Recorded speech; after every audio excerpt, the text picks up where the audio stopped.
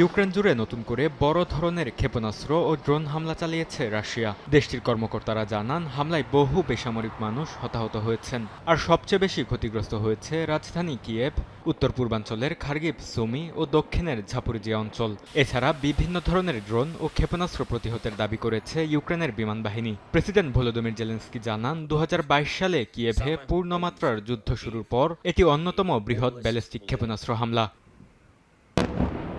এদিকে পাল্টা জবাব দিয়েছে ইউক্রেনও। জেলেনস্কির দাবি, কৃষ্ণ সাগরে রাশিয়ার ৩টি তেলবাহী ট্যাঙ্কার এবং স্তাভ্রোপোল অঞ্চলে একাধিক তেল সংরক্ষণকারে সফল হামলা চালানো হয়েছে। রাশিয়ার জ্বালানি অবকাঠামো যুদ্ধের অর্থায়নে ভূমিকা রাখায় এসব স্থাপনাকে বৈধ সামরিক লক্ষ্য বলে দাবি করছে কিয়েভ।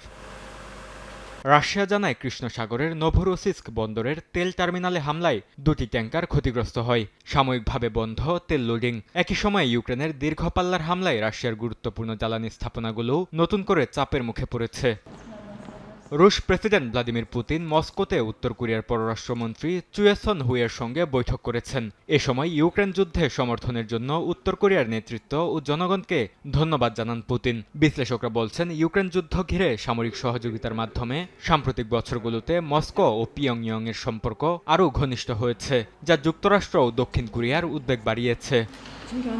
বরকতুল্লাহ, সময় সংবাদ।